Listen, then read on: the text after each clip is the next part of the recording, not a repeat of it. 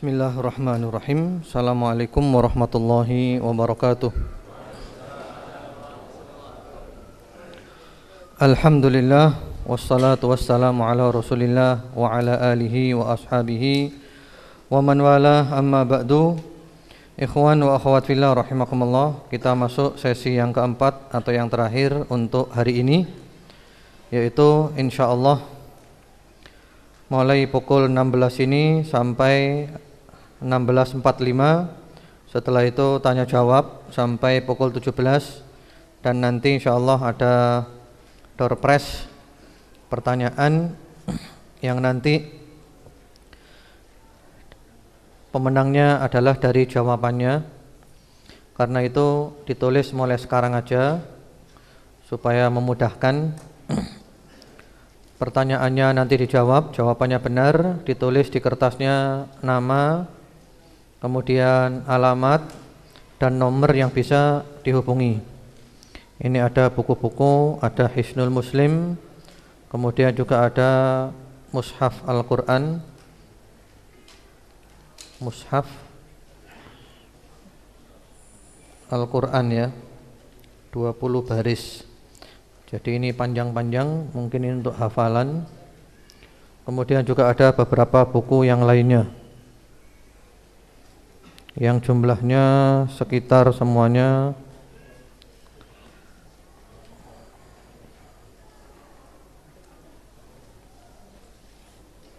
berapa? 14 kurang lebih. Pertanyaannya mudah saja. Berapa jumlah nabi?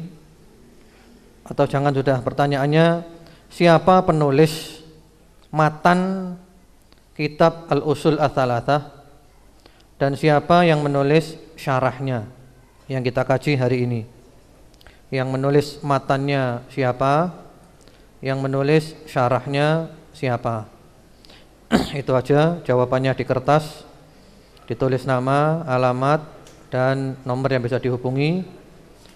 Silahkan ikhwan atau akhwat nanti dibawa ke sini, dipisahkan aja ikhwan dengan akhwat. Kemudian tadi ada pertanyaan mengenai hati, ruh dan nafas. Hati sudah saya jawab, organ tubuh yang letaknya di dada dan sangat bukan organ tubuh, segumpal daging mudghah yang letaknya di dalam dada, yang pengaruhnya sangat besar. Kalau baik, seluruh tubuh baik. Kalau rusak, seluruh tubuh rusak. Namun bukan hati organ tubuh. Karena kalau hati organ tubuh namanya adalah kabid. Namanya adalah kabid. Kalau kolbu malah jantung. Kolbu itu jantung. Sehingga hati yang dimaksud di sini adalah segumpal daging yang entah seperti apa bentuknya, kita belum pernah tahu. Kalau di dalam Al-Quran disebutkan letaknya di dada, walakin ta'mal qulubul lati fis sudur, dan pengaruhnya sangat besar. Kemudian kalau ar-ruh wan nafas, itu menurut para ulama sama. Ruh itu adalah jiwa, jiwa itu adalah ruh, sama. Karena itu hadisnya tadi itu ya ayyatuha ar-ruhut thayyibah atau an-nafsu at-thayyibah. Jadi ruh sama nafas, nafas jiwa itu sama. Namun ada kalanya yang dimaksud dengan nafas jiwa itu adalah ruh kita sekaligus badan kita. Ya, kita ini namanya adalah jiwa. Ada kalanya ruh itu adalah nafas sama, ruh ya nafas, jiwa, jiwa ya ruh. Namun ada kalanya jiwa itu adalah ya diri kita ini seutuhnya namanya jiwa. Ya ruhnya ya badannya namanya adalah jiwa. Kemudian mengenai jumlah nabi dan rasul, itu hadisnya sahih, Imam Ahmad perawinya. Ketika Rasulullah SAW ditanya oleh sahabat Abu Dzar, berapa jumlahnya nabi? Beliau menjawab, mi'atu alaf wa arba'ah wa ishrun alaf, 124 ribu. Ar-rusul min dalik 300 wa khamsa ashar. Rasul 315. 15. Demikian wallahu alam. Sekarang kita masuk pembahasan kitabnya, rukun iman yang terakhir, yang keenam. Qala Syekhul Musannif rahimahullahu taala wa tu'mina bil qadari khairihi wa syarrihi. Kamu iman kepada takdir, takdir yang baik dan juga takdir yang buruk. Sebenarnya semua takdirnya Allah itu baik, tidak ada yang buruk. Tapi buruk itu menurut kita. Seperti orang sakit, menurut kita sakit itu buruk. Tapi menurut Allah sakit itu baik. Karena di dalam sakit itu banyak hikmahnya, melebur dosa, menambah pahala, meninggikan derajat dan berbagai macam yang lainnya. Wad dalilu ala hadil arkan, dalil atas semua rukun as-sittah yang keenam ini adalah qauluhu ta'ala, firman Allah Subhanahu wa ta'ala, laisal birra an tuwallu wujuhakum qibalal masyriqi wal maghribi walakinnal birra man amana billahi wal yaumil akhiri wal malaikati wal kitabi wan nabiin, dan seterusnya. Kita bahas dulu masalah takdir. Apa itu takdir? Takdir itu adalah ketentuan Allah Subhanahu wa taala, ketetapan Allah Subhanahu wa taala atas semua makhluknya, sesuai dengan ilmunya Allah, sesuai dengan hikmahnya Allah Subhanahu wa taala. Iman kepada takdir mencakup 4 unsur. Nah, ini rumus memahami takdir itu 4 ini. Kalau kita faham 4 ini gampang. Yang pertama-tama adalah al-ilmu. Kita mengimani ilmunya Allah. Kita mengimani ilmunya Allah. Allah tahu semuanya. Yang lalu, yang sekarang, yang akan datang, seterusnya semuanya Allah tahu. Yang besar, yang kecil, semuanya Allah tahu. Ini al-ilmu. Kita mengimani ilmunya Allah Subhanahu wa taala. Dan inti iman kepada takdir itu ya ini, iman kepada ilmunya Allah. Kemudian yang kedua, al-kitabatu, penulisan. Kita mengimani bahwa ilmunya Allah itu sudah dituliskan di Lauhil Mahfuz 50.000 tahun sebelum Allah menciptakan langit dan bumi. Dan itu yang ke-1 dan yang kedua itu ada di dalam surat Al-Hajj ayat 170. Alam ta'lam annallaha ya'lamu ma fis samai wal ard inna dzalika fi kitab inna dzalika 'alallahi yasir.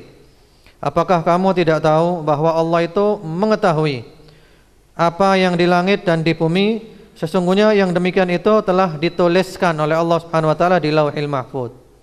Jadi yang pertama mengimani ilmunya Allah. Yang kedua mengimani bahwa Allah telah menuliskan itu di Lauhil Mahfuz 50.000 tahun sebelum Allah menciptakan langit dan bumi. Nanti ada perincian penulisan, yaitu ya penulisan ketika janin berada di perut ibu usia 120 hari. Nanti ada lagi penulisan setahun sekali pada malam Lailatul Qadar. Ada lagi penulisan harian, kulla yaumin huwa fi sya'an. Itu perincian-perinciannya.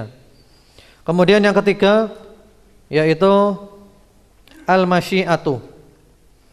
Kita mengimani kehendak Allah, bahwa semua yang terjadi ini adalah berkat kehendak Allah. Kalau Allah tidak menghendaki, tidak mungkin terjadi.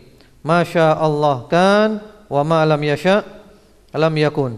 Yang dikehendaki Allah terjadi, yang tidak dikehendaki tidak terjadi. Wa rabbuka yakhluqu ma yasha'u wa yakhtar. Rabbmu menciptakan apa yang Dia kehendaki dan yang Dia inginkan, yang Dia pilih. Wa yaf'alullahu ma yasha'. Allah berbuat apa yang Dia kehendaki. Jadi yang terjadi semua dengan kehendak Allah. Kalau Allah tidak menghendaki, tidak mungkin terjadi. Kemudian yang keempat adalah al-khalqu. Kita mengimani bahwa semua yang ada ini adalah ciptaannya Allah. Itu rumusnya. Allahu khaliqu kulli syai'. Allah pencipta segala sesuatu. Jadi itu rumusnya itu aja. Kita mengimani ilmunya Allah, dituliskan di Lauhil Mahfuz, yang terjadi adalah dengan kehendak Allah, dan semuanya adalah ciptaannya Allah. Atau gampangnya al-ilmu, al-kitabatu, al-masyiatu, al-khalqu. Itu rumus iman kepada takdir. Namun demikian bukan berarti kalau sudah ada takdir ini kita terus diam saja. Sudah ditakdirkan kita diam saja. Oh tidak. Kita tidak diam saja. Karena Allah Subhanahu wa taala memberikan kepada kita kemampuan, kekuasaan, kehendak, keinginan. Bahkan para ulama mengatakan termasuk iman kepada takdir adalah kita meyakini bahwa Allah memberikan kepada kita pilihan. Kita punya pilihan, kita bisa milih. Walaupun tetap terikat oleh kekuasaannya Allah, tapi kita punya pilihan. Ya, di dalam Al-Qur'an Allah berfirman, "Fattaqullaha mastata'tum." Bertakwalah kepada Allah semampumu. Nah, berarti kita akan punya kemampuan. Itu surat At-Taghabun ayat 16. Kemudian juga di dalam surat An-Naba 39, "Faman syaa'a attakhadha ila rabbih sabila." Bagi siapa yang menghendaki memilih jalan, faman syaa'a attakhadha ila rabbih ma'aba. Orang yang milih jalan kembali kepada Allah. Milih. Kita punya pilihan. Kita punya kehendak, kita punya kemampuan. La yukallifullahu nafsan illa wus'aha. Allah tidak membebankan kepada seseorang kecuali sekedar kemampuannya saja. Jadi kita punya kemampuan. Kemudian juga realita membuktikan bahwa kita ini bisa milih kan, nggak terpaksa. Karena dalam masalah takdir ada dua kelompok yang tergelincir. Kelompok yang pertama dikenal dengan Qadariyah. Qadariyah itu takdir nggak ada. Takdir nggak ada. Allah baru tahu setelah terjadi. Lalu ada tandingannya Jabriyah. Jabriyah semuanya serba takdir. Kita nggak punya apa-apa, kayak robot aja. Terbantah. Karena realitanya antum sekarang bisa berdiri, bisa duduk, bisa jalan, bisa pergi, bisa ke masjid, bisa ke tempat maksiat. Bisa apa tidak? Yang milih siapa? Yang milih kita. Kehendak kita, keinginan kita, pilihan kita. Setelah terjadi baru kita mengatakan ini adalah kehendaknya Allah. Saya pun sekarang bisa ngomong, bisa diam. Saya milih ngomong bisa, milih diam bisa. Yang milih saya, yang menghendaki saya. Cuman setelah saya ngomong, baru Allah mengizinkan saya untuk ngomong. Ya. Jadi kita punya kemampuan, kita punya kekuasaan. Karena itu Allah mengatakan di dalam surat At-Takwir 28-29, "Liman syaa'a minkum ayyastaqim." Bagi siapa di antara kamu yang berkehendak untuk istiqomah. Wa ma tasya'una illa ayyasha Allahu rabbul alamin. Dan tiadalah kalian berkehendak kecuali Allah Rabbul Alamin yang menghendaki. Jadi kita punya kekuasaan, pilihan, tapi tetap di bawahnya Allah Subhanahu wa taala. Kemudian juga ketika seorang hamba bermaksiat, maka dia dikatakan sebagai abdun asi, hamba yang bermaksiat. Berarti kan memang dia yang milih maksiat. Ketika ada seorang hamba yang taat, maka dia disebut sebagai al-muti, orang yang taat, karena dia milih untuk berbuat taat. Karena itu para sahabat Rasulullah sallallahu alaihi wasallam ketika diceritakan oleh Nabi sudah selesai takdir semuanya, ahli neraka, ahli surga sudah beres semuanya. Sahabat mengatakan, "Ya Rasulullah, idzan nattakil fa fihimal amal." Kita pasrah saja, buat apa beramal? Toh sudah beres semuanya. Kata Nabi Muhammad sallallahu alaihi wasallam, "La, i'malu fa kullun muyassarun lima khuliqala." Jangan, beramallah, berbuatlah, karena masing-masing akan dimudahkan menuju takdirnya. Lalu Rasulullah membacakan ayat, fa amma man a'ta wattaqa wa saddaqa bil husna fasanuyassiruhu lil yusra wa amma man bakhila wastaghna wa kadzdzaba bil husna fasanuyassiruhu lil usra. Orang yang dermawan, yang bertakwa, yang beriman dimudahkan jalannya ke surga. Yang kikir, ya, sombong, enggak mau iman, dimudahkan jalannya ke neraka. Jadi kita milih, kita berbuat. Nanti Allah yang menentukan. Kemudian juga Allah Subhanahu wa taala memerintahkan, kamu harus gini, kamu tinggalkan ini, kamu salat, kamu puasa, kamu haji, kamu ini. Jangan zina, jangan minum khamr, jangan begini, jangan begini, jangan begini.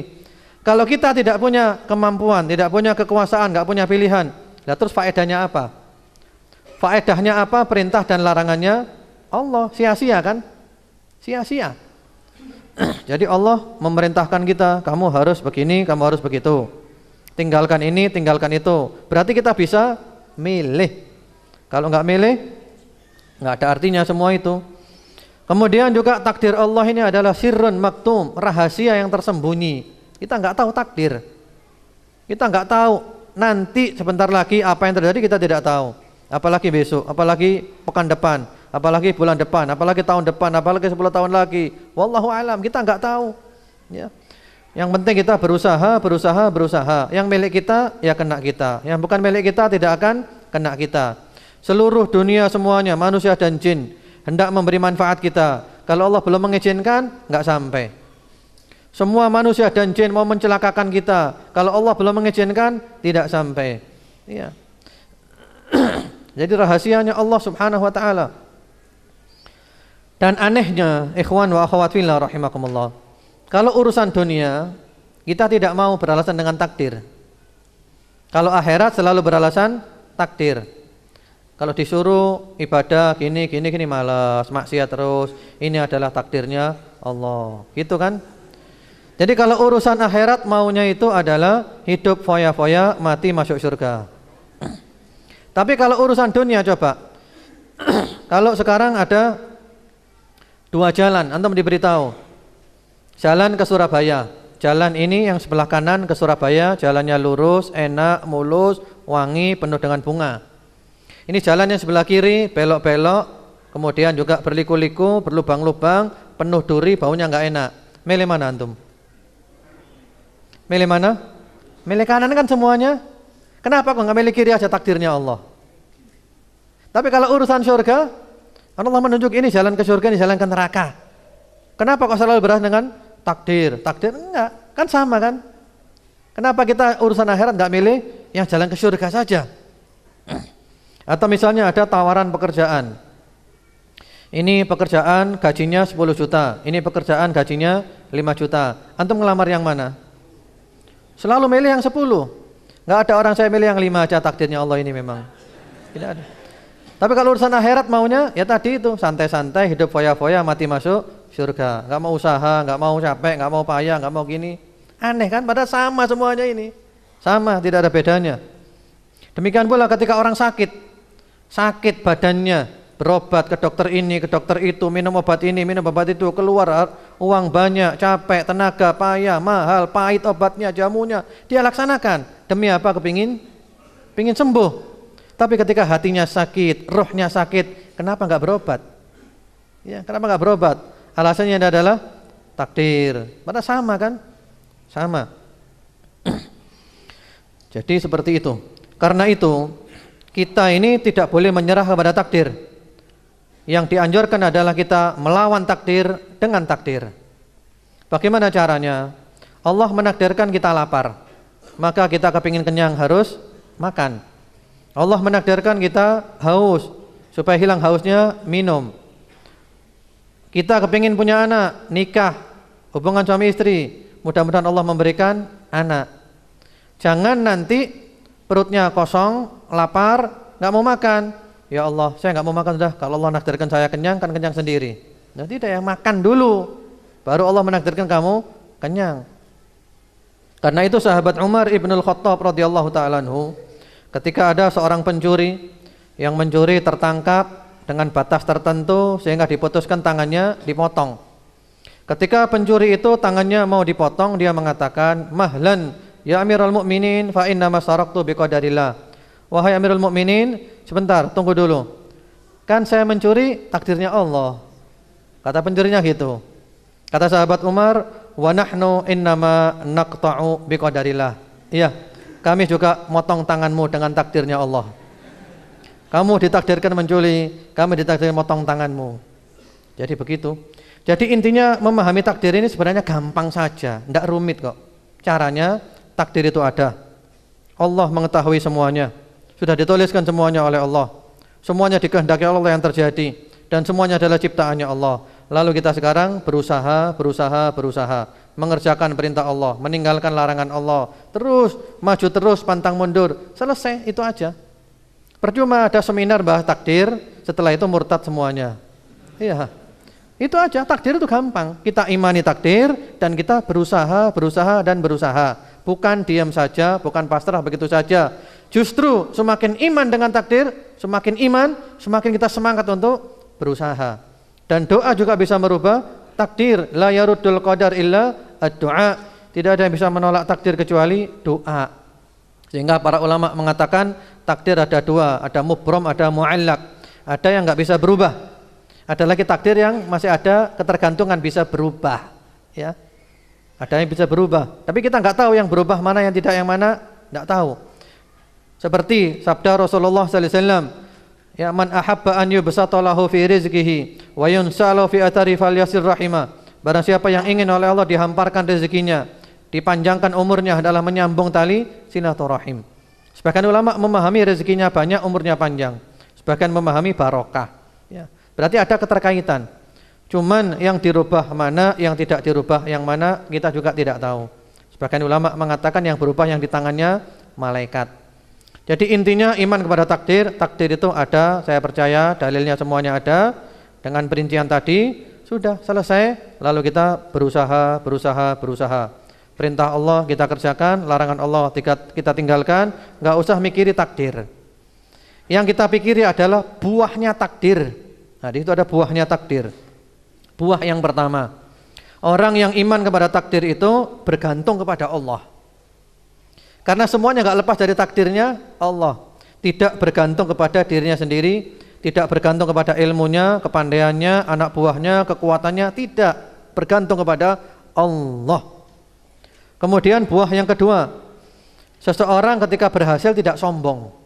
Kalau kita sukses gak sombong, karena kita mengatakan sukses ini bukan usaha saya semata, ini adalah dari Allah, takdirnya Allah. Kemudian kalau gagal tidak putus asa, gagal, sakit, gini gitu, ini juga tidak lepas dari takdirnya Allah. Iya, jadi kita selalu terhibur, selalu tenang, selalu damai. Itu buah daripada iman kepada takdirnya Allah Subhanahu wa ta'ala. Dalil tentang rukun iman tadi itu semuanya adalah firman Allah Subhanahu wa ta'ala yang tadi telah dibacakan, surat Al-Baqarah 177, yaitu bukanlah albir adalah kamu menghadapkan wajahmu ke arah timur dan barat, tapi albir itu adalah kamu beriman kepada Allah, iman kepada hari akhir, iman kepada malaikat-malaikat, kepada kitab-kitab, dan kepada para nabi. Di situ ada 5 ya, kurang 1. Yang ke 1, wa dalilul qadar. Dalilnya qadar adalah qauluhu ta'ala, firman Allah Subhanahu wa ta'ala di surat Al-Qamar 49, inna kulla syai'in khalaqnahu biqadar. Segala sesuatu itu kami ciptakan dengan takdir. Jadi rukun iman yang 6 itu dalilnya ada di dalam Al-Quran dan sunnah Rasulullah Muhammad sallallahu alaihi wa ala alihi wasallam. Semoga keterangan masalah takdir ini jelas. Kemudian sekarang al-martabatu tsalitsah. Tingkatan yang ketiga daripada Islam itu adalah al-ihsan. Daripada agama adalah al-ihsan. Dari sisi bahasa, ihsan itu artinya adalah ihsan, berbuat baik. Lawan daripada berbuat buruk. Ruknun wahid wa huwa.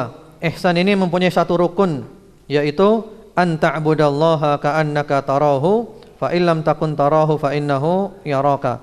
Kamu beribadah kepada Allah seakan-akan kamu melihat Allah. Kalau kamu tidak melihat Allah, yakinlah Allah melihat kamu. Jadi ihsan ini intinya adalah kita selalu merasakan muraqabatullah, selalu merasa diawasi Allah, sehingga kita menjadi orang baik. Mau maksiat, takut, Allah tahu. Berbuat taat, semangat, karena diawasi oleh Allah Subhanahu wa ta'ala. Dan al-ihsan menurut para ulama ada 2 macam.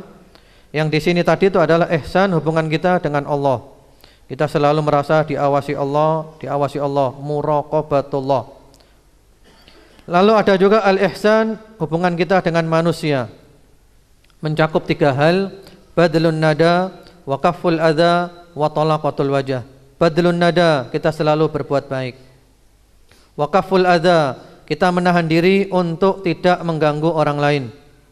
Yang ketiga, wa talaqatul wajah, wajahnya berseri-seri. Itulah ihsan. Kita berbuat baik kepada orang, tidak ganggu orang, wajahnya berseri-seri. Itu ihsan. Wa dalilu qauluhu ta'ala, dalilnya adalah firman Allah Subhanahu wa taala, innallaha ma'al ladzina taqaw wal ladzina hum muhsinun. Sesungguhnya Allah beserta orang-orang yang bertakwa dan orang-orang yang berbuat kebaikan. Surat An-Nahl 128.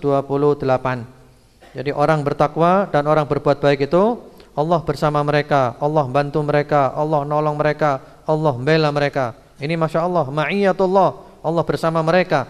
Dalam arti Allah bantu, nolong, memberi kekuatan.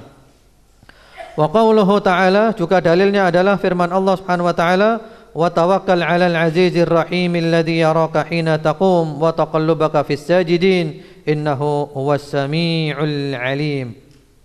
Yaitu, dan bertawakallah kepada Allah Subhanahu wa ta'ala yang Maha Perkasa lagi Maha Penyayang, yang melihat kamu ketika kamu berdiri untuk salat, dan melihat pula pergerakan, perubahan gerak badanmu di antara orang-orang yang sujud. Sesungguhnya Dia Maha mendengar lagi Maha mengetahui. Jadi selalu merasa diawasi Allah, muraqabatullah. Surat Asy-Syu'ara 217 220. Wa qauluhu, dan juga firman Allah Subhanahu wa taala, wa ma takunu fi sya'nin wa ma tatlu minhu min qur'anin wa la ta'maluna min 'amalin illa kunna 'alaikum syuhudan ittufiduna fi. Kamu tidak berada dalam satu keadaan dan tidak membaca suatu ayat dari Al-Qur'an, dan kamu tidak mengerjakan suatu pekerjaan melainkan kami menjadi saksi atasmu di waktu kamu melakukannya. Diawasi semuanya oleh Allah Subhanahu wa taala. Kemudian wad dalilu minas sunnah, dalil dari sunnah, hadithu Jibril alaihi salam al-masyhur an Umar bin al-Khattab radhiyallahu ta'ala anhu qala. Dalil dari sunnah adalah sebuah hadis Jibril yang terkenal, hadisnya panjang, dari sahabat Umar ibn al-Khattab radhiyallahu ta'ala anhu. Sahabat Umar berkata, ini hadisnya panjang ya, yang mana hadis ini ada di dalam kitab Arba'in Nawawi, hadis yang nomor 2, hadis yang mencakup berbagai macam akidah yang sangat penting. Yaitu kata sahabat Umar, bainama nahnu julusun inda Rasulillah sallallahu alaihi wa alihi wasallam dzata yaumin idh tala'a alaina rajulun shadidu bayadith thiyab shadidu sawadis sya'r la yura alaihi atharus safar wa la ya'rifuhu minna ahad. Ketika kami sedang duduk bersama Rasulullah sallallahu alaihi wasallam pada suatu hari, tiba-tiba muncul satu orang, yang mana orang itu pakaiannya sangat putih, rambutnya sangat hitam, tidak tampak atasnya bekas perjalanan. Tapi anehnya tidak ada seorang pun dari kami yang mengenalnya. Orang ini seakan-akan orang dekat situ saja, tapi kok enggak ada yang kenal ya. Hatta jalasa ila Nabi sallallahu alaihi wasallam fa asnada rukbatayhi ila rukbatayhi wa wada'a kaffayhi ala fakhidayhi. Lalu orang itu langsung masuk, duduk di hadapan Nabi Muhammad sallallahu alaihi wasallam, menyandarkan kedua lututnya kepada kedua lutut beliau dan meletakkan telapak tangannya di atas kedua pahanya. Jadi ada sebagian ulama mengatakan duduknya ini seperti duduk orang tasyahud ya. Jadi lututnya menempel lututnya Nabi Muhammad sallallahu alaihi wasallam. Kemudian tangannya diletakkan di pahanya. Ini ada dua pengertian. Telapak tangannya di pahanya sendiri, atau telapak tangannya memegang pahanya Nabi Muhammad sallallahu alaihi wasallam, dan ini menunjukkan keakraban. Kok seakan-akan orang ini akrab betul dengan Nabi Muhammad sallallahu alaihi wasallam. Siapa ya? Wa qala, langsung orang itu berkata, ya Muhammad akhbirni anil Islam. Wahai Muhammad, beritahukan kepadaku tentang Islam.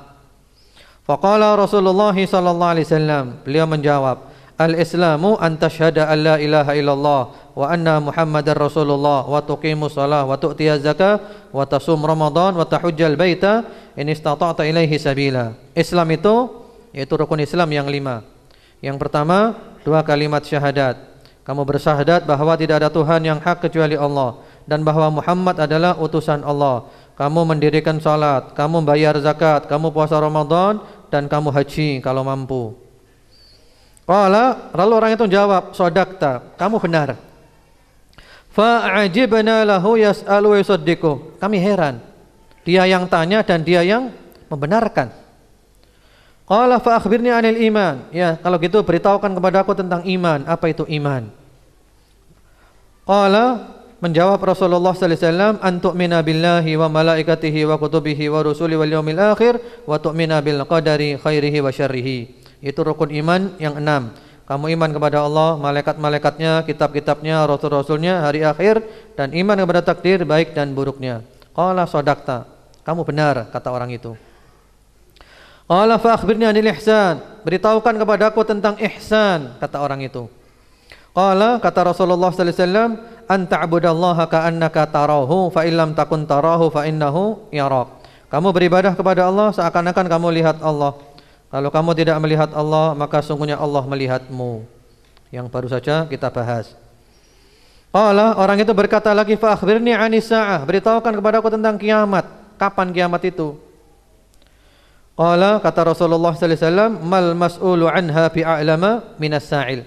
Yang ditanya tidak lebih tahu daripada yang bertanya. Artinya, saya tidak tahu, sebagaimana Anda juga tidak tahu kapan kiamat itu. Qala fa akhbirni an amaratiha. Kalau begitu beritahukan kepadaku tanda-tandanya. Apa tanda-tandanya? Lalu kata Rasulullah sallallahu alaihi wasallam, qala antalidal amatu rabbataha. Ketika seorang budak perempuan melahirkan majikannya. Ini punya dua pengertian.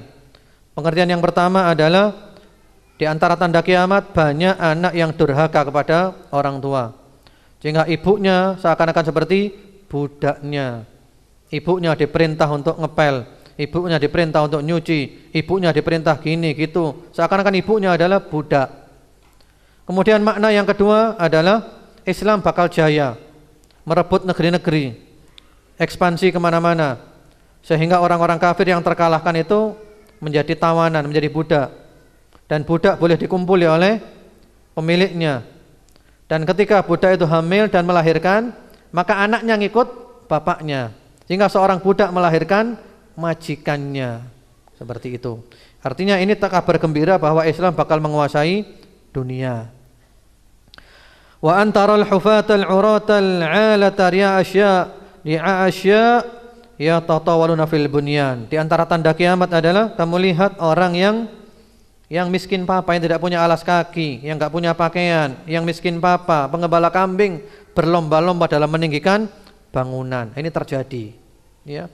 Orang-orang yang dulu miskin papa, sandal aja enggak punya, pakaian aja enggak punya, mengembala kambing lagi, sudah menjadi kaya raya.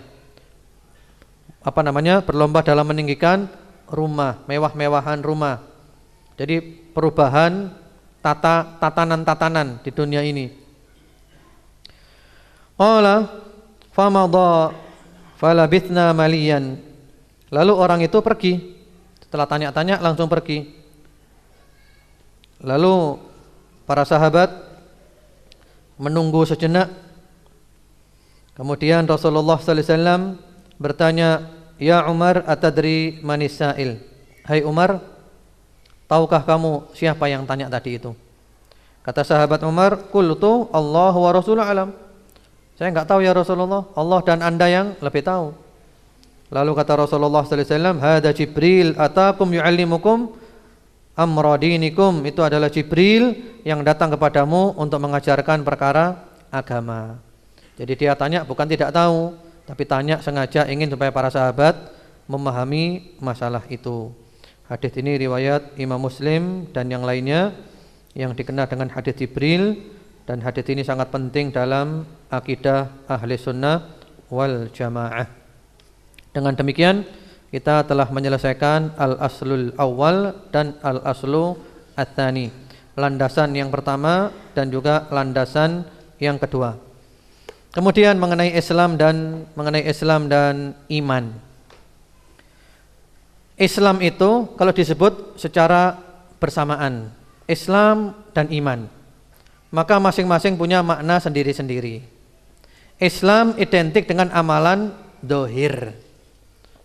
mengucapkan syahadat, salat, zakat, puasa, haji. Sementara kalau iman identik dengan amalan batin, akidah, keyakinan. Kalau disebut secara bersamaan, Islam dan iman. Tapi kalau disebut satu saja, Islam, maka masuk di dalamnya iman. Kalau disebut iman gitu saja, maka masuk di dalamnya Islam. Sehingga istilahnya itu al-Islam wal iman idza ijtama'a iftaraqa. Wa idza iftaraqa ijtama'a. Ya. Kalau disebut bersamaan, maknanya beda. Kalau disebut sendiri saja, maka maknanya adalah sama. Idza ijtama'a iftaraqa wa idza iftaraqa ijtama'a. Demikian wallahu a'lam. Berarti kita kurang satu, yaitu al-aslu ats-tsalits, landasan yang ketiga, ma'rifatu nabiyyikum Muhammad sallallahu alaihi wa alihi wasallam, mengenal nabi kita Nabi Muhammad sallallahu alaihi wa alihi wasallam. Insyaallah ini kita bahas pada hari Rabu depan. Hari Rabu depan, karena itu diharapkan kehadirannya lagi supaya kitab ini benar-benar khatam. Nanti pembahasannya pada Rabu depan itu mencakup ya, mengenal Nabi Muhammad sallallahu alaihi wasallam. Kita akan bahas sirah global Nabi Muhammad sallallahu alaihi wasallam. Bagaimana mungkin kita bisa cinta beliau kalau kita tidak mengenal beliau. Kemudian juga nanti ada pula pembahasan pada waktu berikutnya nanti tentang hijrah. Tentang hijrah ya, kita wajib hijrah. Kemudian hukum safar ke negeri kafir. Hukumnya bagaimana safar ke negeri kafir, atau hukum tinggal di negeri kafir. Kemudian juga ada pembahasan tentang taghut. Apa itu taghut? Siapa pemimpinnya taghut dan yang lain-lainnya. Pembahasan-pembahasan yang sangat penting. Demikian, semoga bermanfaat. Wallahu a'lam. Kita buka sesi tanya jawab, dan kemudian setelah itu pembagian door prize bagi yang memenangkan kuisnya.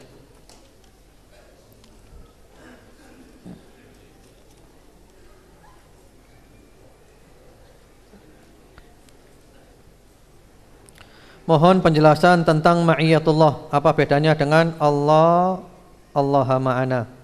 Ma'iyatullah itu ada dua. Kebersamaan Allah dengan kita ada dua macam. Al-ma'iyah al-ammah dan al-ma'iyah al-khassah. Kebersamaan Allah secara umum dan kebersamaan secara khusus. Kebersamaan Allah secara umum sebagaimana firman Allah, wa huwa ma'akum aynama kuntum. Dia bersamamu dimanapun kamu berada. Maksudnya ini adalah ilmunya Allah. Ilmunya Allah menyertai kita dimanapun kita berada. Allah lebih tahu tentang kita daripada kita tentang kita sendiri. Lalu ada lagi ma'iyah al-khassah. Kebersamaan Allah secara khusus. Nah, kayak tadi, innallaha ma'al ladzina taqaw wal ladzina hum muhsinun. Innallaha ma'as sabirin, dan seterusnya. Artinya Allah membantu, Allah bersama mereka, orang sabar, orang takwa, orang berbuat baik. Artinya Allah bantu mereka, nolong mereka, memberi kekuatan mereka, dan seterusnya. Itu pembahasannya adalah pembahasan tentang sifat-sifat Allah Subhanahu wa ta'ala. Ini sisa pertanyaan yang tadi. Ustadz, bukankah Allah Subhanahu wa ta'ala menetapkan umur manusia sebelum manusia itu dilahirkan? Terus bolehkah manusia berdoa agar dipanjangkan umurnya? Kalau boleh, bukankah itu sia-sia? Karena Allah tidak akan merubah apa yang sudah ditetapkannya. Tidak begitu ya, tidak begitu. Jadi doa minta umur panjang itu boleh. Bahkan Rasulullah sallallahu alaihi wasallam pernah mendoakan sahabat siapa yang didoakan Nabi umurnya panjang? Sahabat Anas bin Malik. Ya Allahumma atil hayata. Ya Allah, berikanlah dia umur yang panjang. Hingga sahabat Anas ini umurnya panjang. Umurnya panjang sekali. Sampai cucu-cucunya, anak-anaknya mati bila beliau belum mati. Dan juga punya anak banyak. Allahumma aktir malah wa waladah. Ya Allah, berilah dia anak yang banyak, harta yang banyak. Dikabulkan semua, kaya raya, anaknya banyak, ratusan anak dan cucunya. Iya. Jadi berdoa minta umur panjang itu boleh ya. Minta umur panjang itu boleh. Kan kita diperintahkan doa. Ya.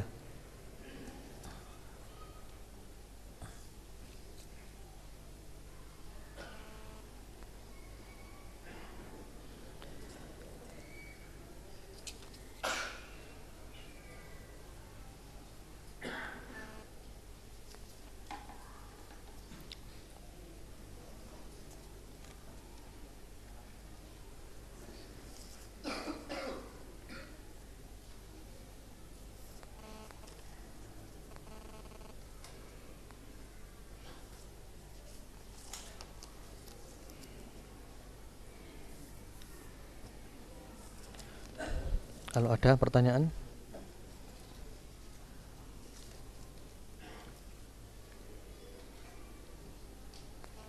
Ini pertanyaan bukan?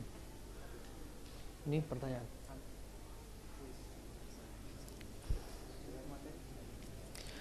Pertanyaannya sesuai materi aja.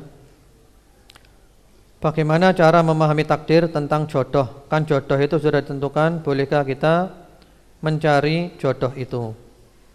Kan tadi telah dijelaskan kan, bahwa takdir bukan diam saja, tapi kita berusaha untuk usaha, mencari, berdoa, tawakal. Sama dengan rezeki. Kalau kita ingin kaya ya harus kerja, usaha, doa, seperti itu. Jangan di rumah saja, karena langit gak mungkin turun hujan emas.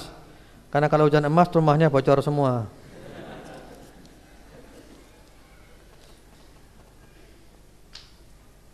Pada waktu SMA saya diajarkan ada dua takdir, yaitu mubrom dan takdir mu'allaq. Tolong jelaskan apa yang memang demikian. Ya, tadi kan sudah kita singgung kan. Takdir mubrom enggak bisa berubah. Takdir mu'allaq yang bisa berubah ada ketergantungan. Sebagian ulama menjelaskan yang bisa berubah yang ada di tangannya malaikat. Seperti itu. Ya. Terus juga yang tidak bisa berubah itu adalah manusia pasti mati. Itu enggak bisa berubah. Enggak mungkin ada orang enggak bisa mati, enggak bisa berubah itu.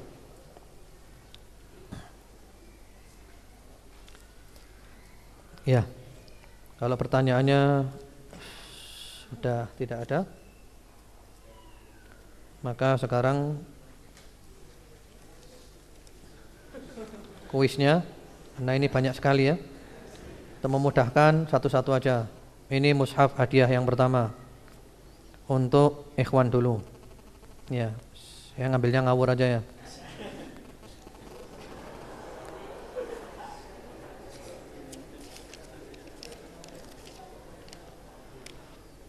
Dari Muhammad Nasir YA, Jalan Kertajaya, Karangploso, nomor HP sekian-sekian. Ya. Abu Abdullah Muhammad bin Saleh bin Muhammad bin Utsaimin Al-Wahibi At-Tamimi. Ini yang nulis syarahnya ya. Al-Imam Asy-Syaikh Muhammad bin Abdul Wahhab bin Sulaiman bin Ali dan seterusnya dari Bani Tamim. Ya, jawabannya betul.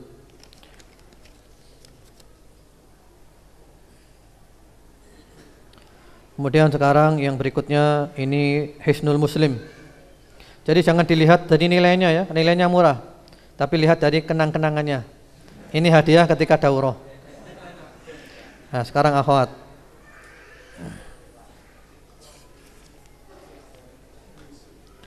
Akhwatnya, oh ini pertanyaan ternyata ini. Ya, saya jawab dulu aja. Mohon resepnya bagaimana caranya menenangkan jiwa yang resah. Waduh.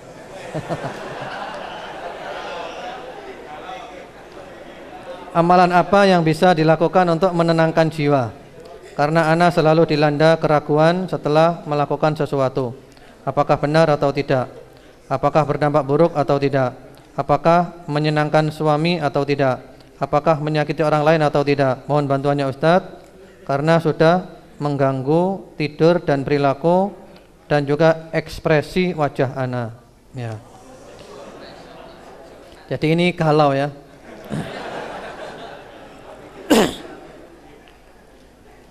Untuk tenang itu mudah. Hidup bahagia itu adalah pilihan. Caranya adalah mencari ilmu yang benar. Amalkan ilmu yang dekat kepada Allah. Kumpul orang-orang soleh. menghadiri majelis taklim, yang banyak zikir kepada Allah Subhanahu wa taala, usahakan bangun malam, puasa sunnah dan yang lainnya, pasti tenang, pasti bahagia. Ya. Dan yang prinsip adalah cari ilmu tadi itu. Karena semua ini dasarnya daripada ilmu. Ingin dunia, ilmu. Ingin akhirat, ilmu. Ingin dua-duanya juga ilmu. Terutama zikir. Zikir memberikan jiwa itu tenang.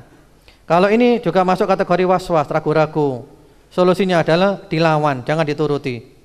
Pokoknya kita lakukan benar, sesuai Al-Quran, sesuai sunnah, sudah, gak usah dipikiri. Itu pasti benar, gak mungkin salah. Ya. Sekarang kuisnya.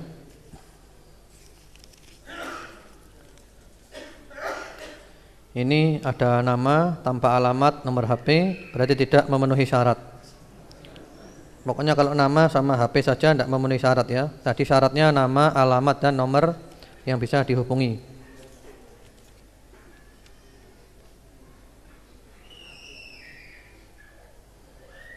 Tidak memenuhi syarat. Nah, ini memenuhi syarat. Matan ulasan tuntas tentang 3 prinsip pokok siapa Rabbmu, apa agamamu, siapa nabimu. Penulisnya Syekh Muhammad bin Shalih Utsaimin.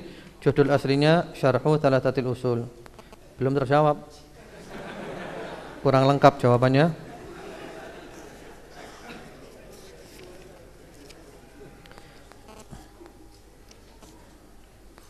Yang menulis matan adalah Syekhul Islam Al-Mujaddid Muhammad At-Tamimi atau Al-Imam Syekh Muhammad bin Abdul Wahhab bin Sulaiman dan terusnya. Ya. Yang mensyarah adalah Muhammad bin Saleh bin Muhammad bin Utsaimin Al-Wahibi At-Tamimi, Ummu Syihab, Sawu Jajar, nomor HP sekian. Ya, betul. Sekarang ikhwan lagi.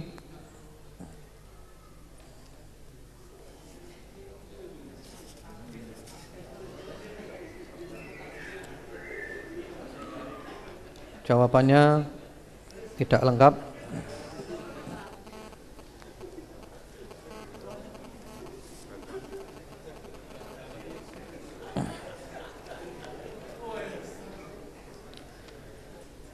Ya.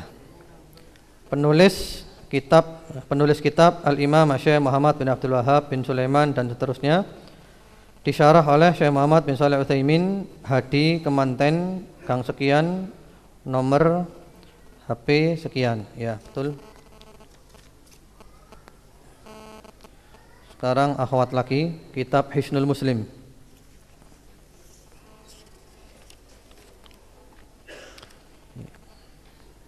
Penulis matan Syekhul Islam Al-Mujaddid Muhammad At-Tamimi, penulis syarah Syekh Muhammad bin Shalih Utsaimin. Ya, betul.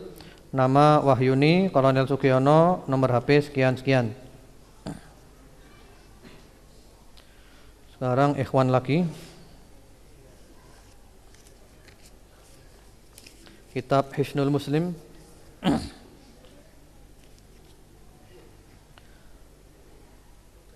Penulis matan Al-Usul Ats-Tsalatsa Syekh Al-Islam Al-Imam Muhammad bin Abdul Wahhab dan seterusnya. Penulis syarah Al-Usul Tsalatsa Syekhul Islam Muhammad bin Shalih Utsaimin. Betul. Husni Rahma MSI Malang, nomor HP sekian-sekian. Ya, sekarang akhwat lagi. Kitab Hisnul Muslim hadiahnya. Matan Syekh Muhammad bin Abdul Wahhab, syarah Syekh Muhammad bin Shalih Utsaimin, nama Ummu Nuha, Bandulan, nomor HP sekian.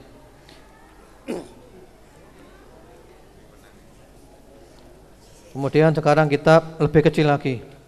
Zikir pagi dan petang At-Tibyan untuk ikhwan. Ini ikhwan kok namanya akhwat ini?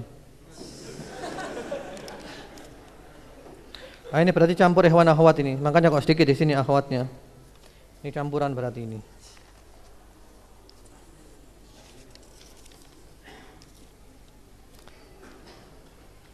Ya, syarah Muhammad bin Shalih Utsaimin, matan Syekhul Islam Mujaddid Muhammad At-Tamimi. Nama Slamet Sugianto, Jalan Durian, nomor HP sekian. Ya. Sekarang akhwat lagi, zikir pagi dan petang. Matan Syekh Muhammad bin Abdul Wahab, pensyarah Syekh Muhammad bin Shalih Utsaimin, Burini, Kebalen, nomor HP sekian.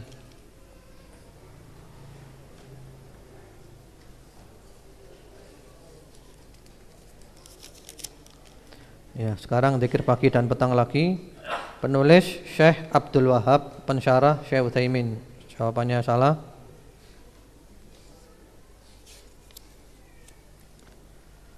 Ini banyak akhwatnya di sini. Gimana ini?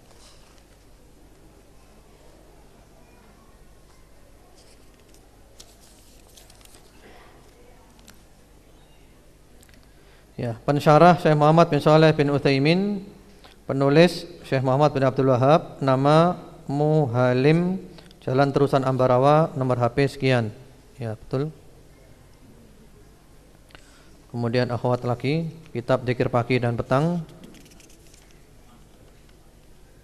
Matan Syekh Muhammad bin Abdul Wahab, pensyarah Syekh Muhammad bin Shalih Utsaimin, nama Darti, Turen, nomor HP sekian.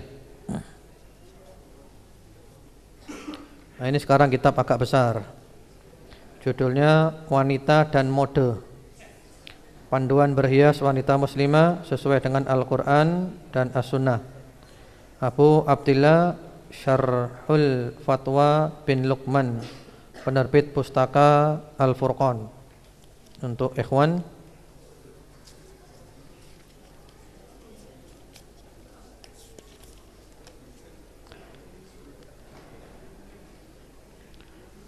penulis kitab, penulis matan kitab Usul Thalatha, Syekhul Islam Mujaddid Muhammad At-Tamimi. Syarah Syekh Utsaimin, ya, mansur sumber apa ini? Wakir, nomor HP sekian-sekian. Ya, sekarang akhwat, kitabnya sama dengan tadi.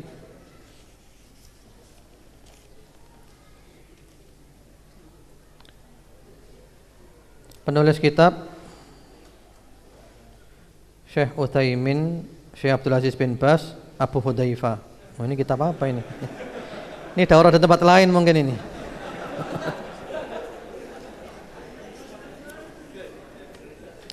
Ini tidak lengkap. Oh, ini lengkap alamatnya. Matan Syekh Muhammad bin Abdul Wahab, pensyarah Syekh Muhammad bin Shalih Utsaimin, Fitri, Batu, nomor HP sekian. Ya, sekarang ikhwan lagi. Judul kitabnya Sungguh Merugi. Siapa yang mendapati orang tuanya masih hidup tapi tidak meraih surga. Ghalib bin Sulaiman Al-Harbi, Darul Haq.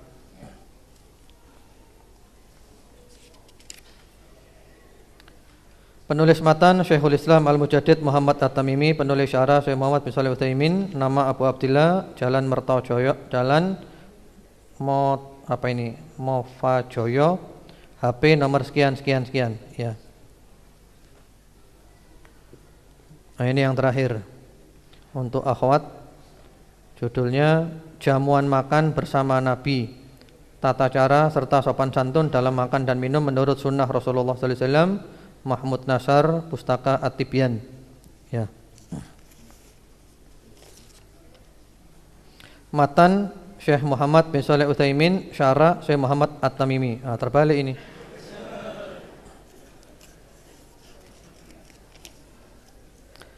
Matan Syekh Muhammad bin Abdul Wahab, penulis pensyarah Syekh Muhammad bin Shalih Utsaimin, Yati, Batu, nomor HP sekian.